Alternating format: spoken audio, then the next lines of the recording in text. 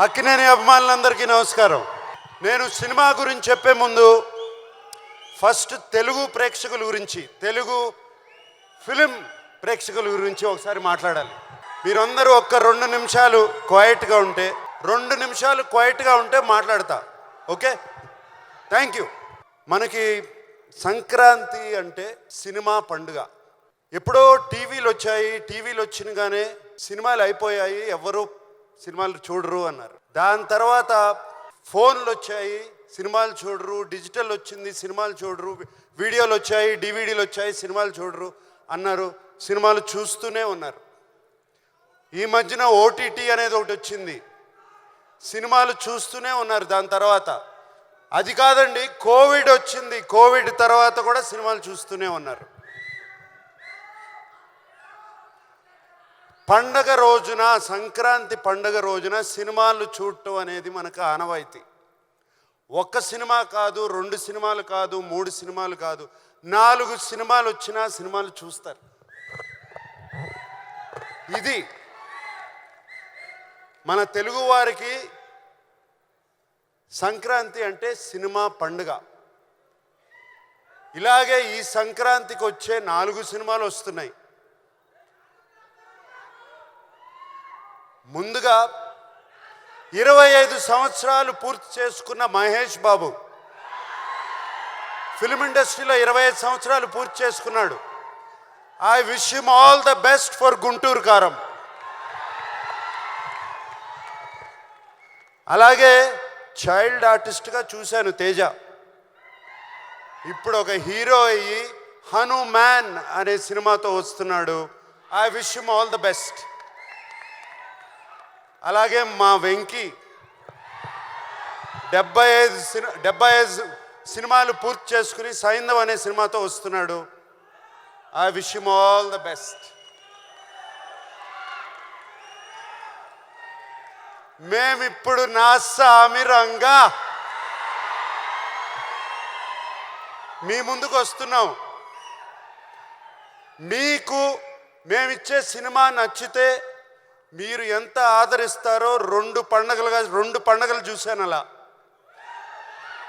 మీకు సినిమా నచ్చుతుందని ఈ పండగ కూడా అలాగే ఆదరిస్తానని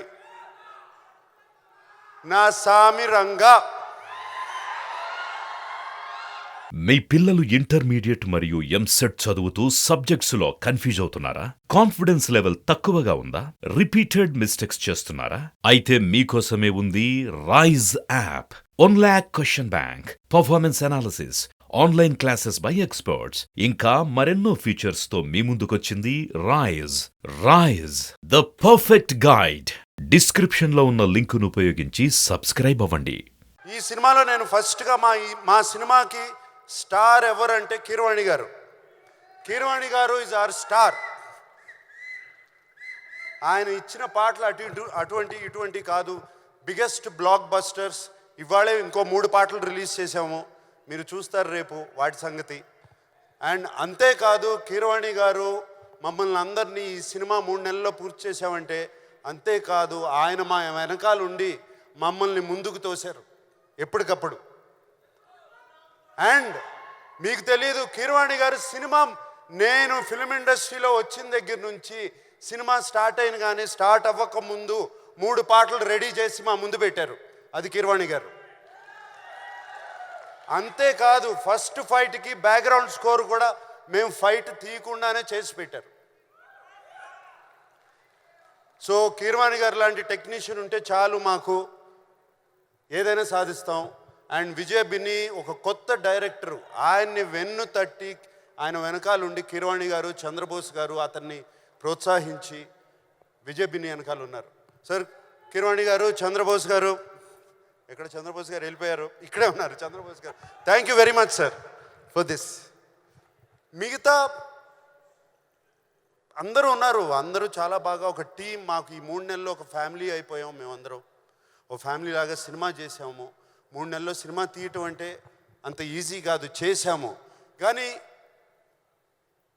ఈ కష్టం రేపు జనవరి 14కే ఈ కష్టం ఫలించిందా లేదా అని తెలుస్తుంది.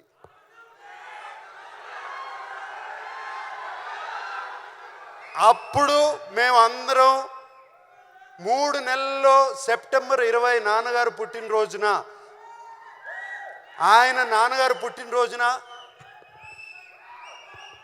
ఆయనకి 100 years వచ్చిన రోజున, మొన్న సెప్టెంబర్ 20 ఆయన విగ్రహం ఆవిష్కరించినప్పుడు, ఆయనకి దండం పెట్టుకున్నప్పుడు ఆయన నా మనసులో చెప్పిన మాట ఇది, ఎల్లి చేయరా సినిమా నా సామి రంగా అన్నారు. ఆయన చెప్పిన ధైర్యంతోనే ఇలాగే ఫినిష్ చేసాము సినిమా.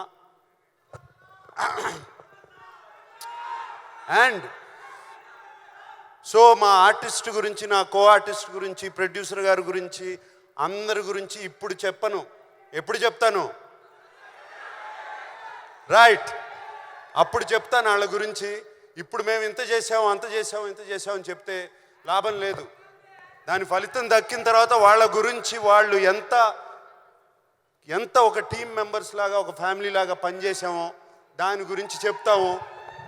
3 నెలల్లో సినిమా ఎలా తీయచ్చు అనేది కూడా ఒక పుస్తకం రాసిస్తాం. ఓకే. అండ్ మరి సంక్రాంతి పండగకి మా అక్కినేని అభిమానులకి నేను ఒక మాట చెప్పాలి కదా. సినిమా రిలీజ్ అవుతుంది కదా.